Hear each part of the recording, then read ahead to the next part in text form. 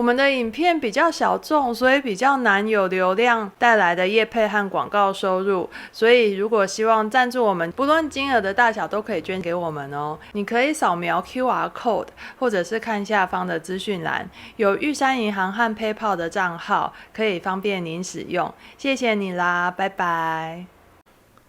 Hello， 看了8集的恋情攻略，会不会有一点想要自己练练看呢？所以我要开始一个新的系列，叫做妹妹陪你练钢琴。内容是我教我自己的妹妹弹钢琴，然后剪辑成教学影片，让大家可以跟着练。因为妹妹是大人，所以影片主要的受众是大人。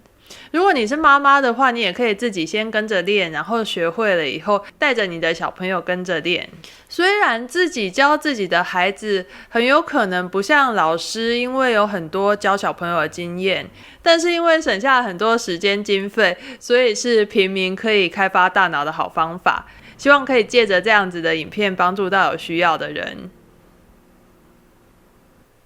我们来介绍一下影片的内容吧。首先是教材的难度，我挑的这一本教材适合刚入门完全没有基础的人，可以强化弹琴的肌肉跟训练协调。但是虽然挑了最入门的教材，可是因为我教我妹的时候，我发现她天分还蛮好的。她小时候有学过2-3个月的钢琴，然后再加上以前在国小里面参加直笛团啊什么，所以她的视谱算是还不错的。而且从小他可能听我练琴啊，耳濡目染什么的，或者在教会唱歌啊，所以他还蛮多事情都已经有概念了。大家就试着跟看吧。如果有一些我没有解释清楚的地方，大家可以在影片下面发问。我们的影片前几集会前导理解性的教学比较多，之后就是跟练，把我们理智上已经知道的东西练成习惯成自然。因为演奏音乐这件事情，它在理解上其实不是太困难，主要是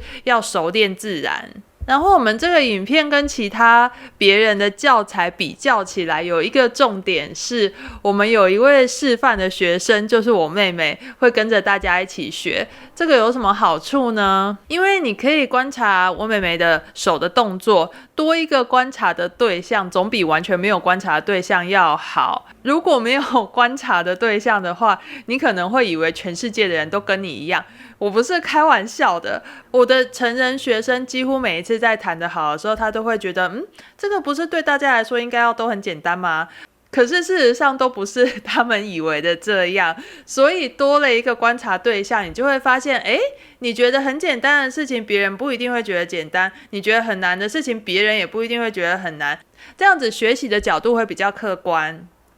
另外还有一个优点是，有一些初学者的动作我是模仿不出来的，因为我的肌肉已经跟初学者不一样了。初学者在弹自然而然会有一些初学者的动作，我就容易看着他的手来跟大家讲解。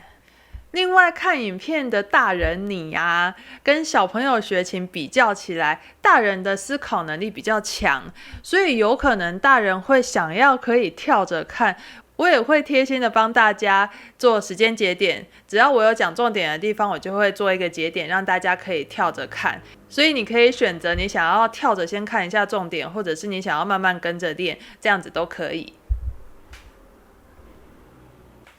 再来想要跟大家讲一下练琴的方法。我建议大家3种练法，可是大家了解了这3种练法的方式以后，也可以自己变通。第一种练法是最不需要用大脑的练法，你如果星期一看第1集，然后你就一整个礼拜都练这一集，这是第一种方法。然后第二种方法适合你每一天练琴时间比较多的人，你可以星期一看第1集，还有第2集，然后你就一整个礼拜都练第1集跟第2集的内容。这个是每天练琴时间比较多的人。第3种方法是你练琴的时间不多，可是你练习学习的速度快的。什么叫学习的速度快呢？举例而言，就是别人需要练2周的事情，你有可能1周就练得起来，是有这一种人的。那你有可能会1个礼拜只练1集的内容的话，你会觉得只有前2-3天有难度，后面都很无聊。你就可以第1集练3天，然后第2集的内容你再练3天，大概就是这几种方法。之前有讲过的就是